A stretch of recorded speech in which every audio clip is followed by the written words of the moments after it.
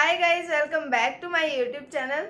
हम पढ़ रहे थे गुर्जर प्रतिहार वंश के बारे में। गुर्जर प्रतिहार वंश में हमने कई शासकों के बारे में पढ़ा, लेकिन आज हम प्रतिहार वंश के सबसे शक्तिशाली और सबसे प्रतापी शासक मिहिर भोज के बारे में पढ़ेंगे। मिहिर भोज, जिसे भोज प्रथम भी कहा जाता है,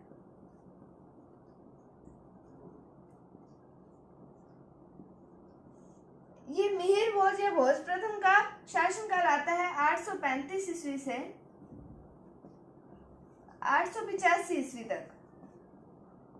835 ईस्वी से 885 ईस्वी तक मिहिर भोज जो है प्रतिहारों के सबसे शक्तिशाली शासक कहे जाते हैं।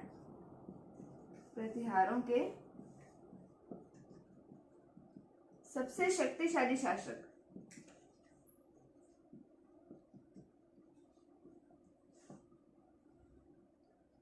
मिहिर भोज के काल को प्रतिहारों का चरमोत्कर्ष काल कहा जाता है। प्रतिहारों का चरमोत्कर्ष काल कहा जाता है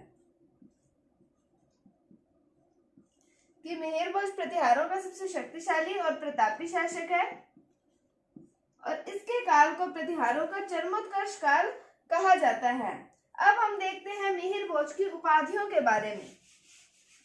इनकी कई उपाधियां आती हैं, जैसे आदिवराह, प्रभास पाटन, सार्वभौम और मालवा चक्रवर्ती और संपूर्ण विश्व का या संपूर्ण पृथ्वी का विजेता इन्हें कहा जाता है। पहली आती है आदिवराह। इस उपाधि की जानकारी हमें मिलती है ग्वालियर अभिलेख से।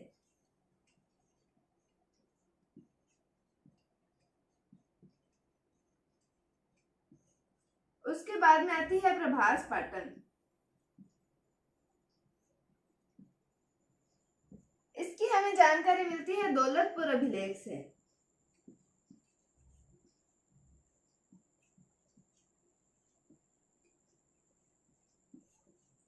एक आती है सार्वभौम। एक आती है मालवा चक्रवर्ती।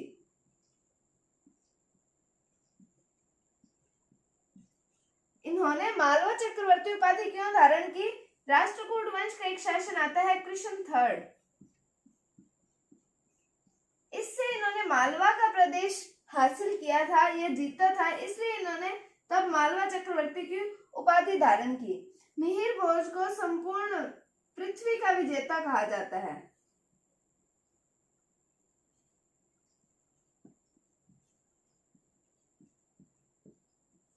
इन्हें संपूर्ण पृथ्वी का विजेता कहा जाता है। तो इनकी उपाधियां आती हैं आदिवराह, प्रभास पाटन, सार्वभौम, मालवा चक्रवर्ती और संपूर्ण पृथ्वी का विजेता।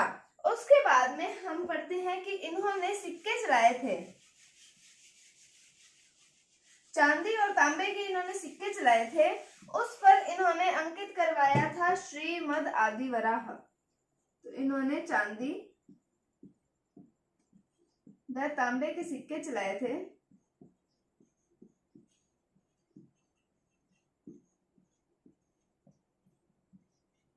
जिस पर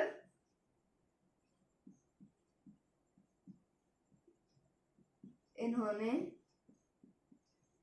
श्रीमद आदिवराह अंकित करवाया।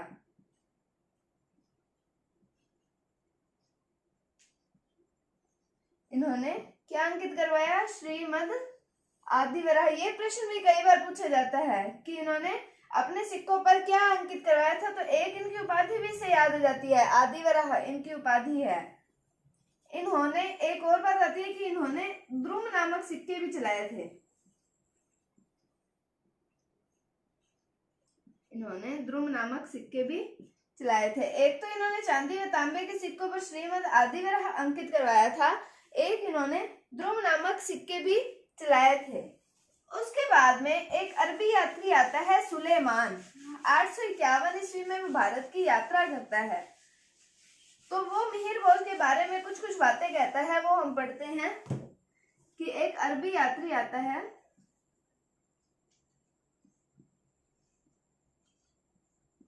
सुलेमान।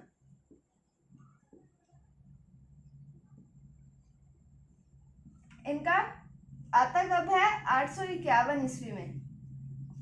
तो ये कहता है कि जो मिहिर भोज है वो अरबों का स्वाभाविक शत्रु है, अरबों का स्वाभाविक शत्रु है।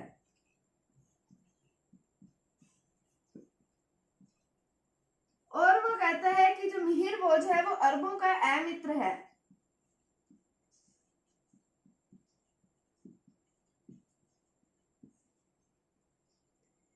एक आता है कि वो कहता है हिंदुस्तान काफिरों का देश है।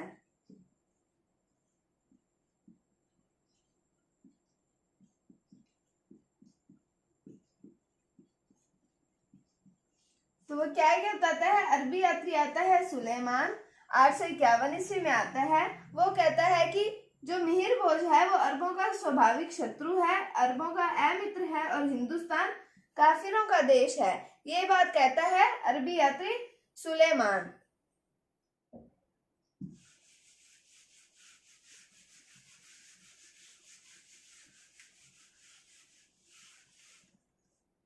तो अब तक हमने पढ़ा कि मिहिर भोज के बारे में एक और बात आती है कि इनके पिता का नाम था रामभद्र और इनकी माता का नाम था अप्पा देवी।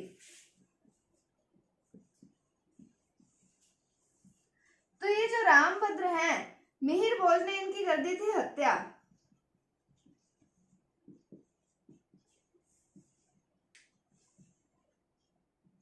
मिहिर भोज ने अपने पिता रामभद्र की हत्या कर दी थी, इसलिए मिहिर भोज को प्रतिहारों का पितृहंता शासक कहा जाता है।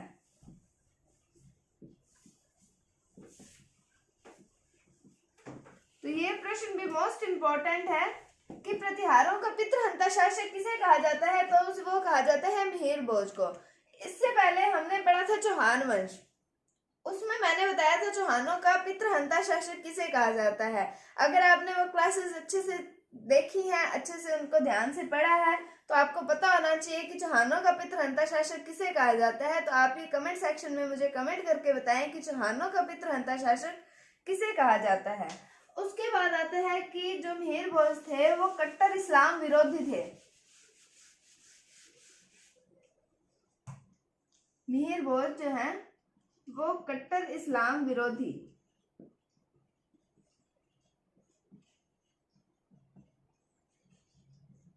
ऐसा कहा जाता है कि मिहिर भोज ने कई मुसलमानों को जबरदस्ती हिंदू बना दिया था, और ये कट्टर जो है इस्लाम विरोधी हैं। उसके बाद में आता है कि इनके बारे में हमें जानकारी कहाँ कहाँ से मिलती है। इनके बारे में जानकारी के लिए पहला हमने कई बार पढ़ा है कि मिहिर भोज का ग्वालियर अभिलेख,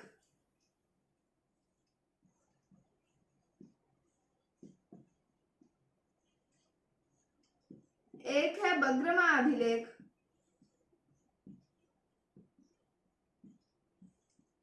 ये यूपी का अभिलेख है। और ग्वालियर अभिलेख और बग्रमा अभिलेख। एक आता है कलहण की राज तरंगिणी। कलहण एक कवि हुए हैं, इनकी आती है ग्रंथ या इनकी रचना कह सकते हैं राज तरंगिणी। कलहण की राज तरंगिणी में हमें मिहिर भोज की उपलब्धियों का वर्णन मिलता है। ये भी मोस्ट इंपोर्टेंट क्वेश्चन है, कई बार पेपर में ये प्रश्न पूछा जाता है कि कलहण की राज तरंगिणी के अनुसार मिहिर भोज की उपलब्धियों का वर्णन मिलता है। अब आता है कि मिहिर भोज ने पश्चिम में अरबों के प्रसार को रोक दिया था।